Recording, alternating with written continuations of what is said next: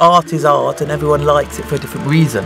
But when you talk about film posters, I think there's an emotional attachment that you maybe don't get with collecting watches or cars, because you've seen this film. It could have been your first film you went as a child.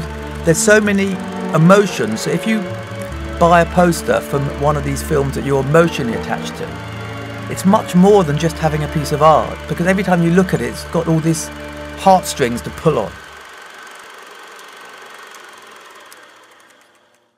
Some top tips on collecting film posters. What I always tell people is you should buy what you love. Don't be too influenced by people around you. You should buy what you love because you're going to live with it. Title is paramount. The market is led by title. Then you have rarity, and then you have condition, and then you have artwork.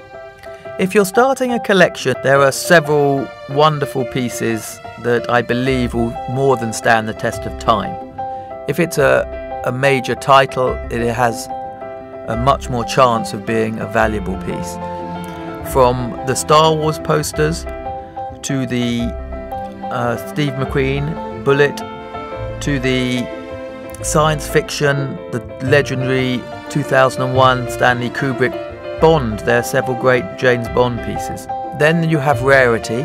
In America and in England, there are hardly any film posters survive from pre-1946. The majority were pulped for the war effort. There was such a shortage of paper that they had to use whatever they could.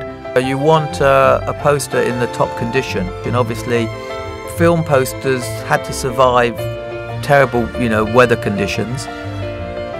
The storage of them was never archival, so you could have moisture, damp. Obviously, if they were used and they were up, there's a chance that they could be faded. And fading is a big no-no. And then you have artwork. Every country was responsible for their own designs to distribute their films.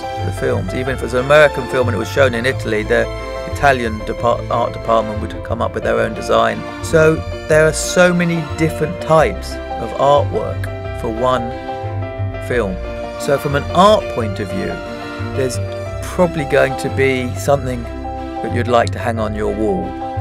Film posters are a good way to start a collection of art. I think it's like a much more emotional area of collecting, which you don't get, I don't think, from other fields of art. You can think this piece you're looking at was actually hanging outside a cinema at the time when the film was first shown.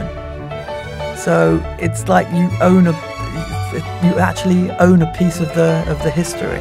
We're covering 100 years or more of film, and we also are covering all the main genres, from science fiction, horror, leading ladies, Audrey Hepburn, Hitchcock, animation and Bond. So it has an incredible array of wonderful pieces from probably the most collectible genres.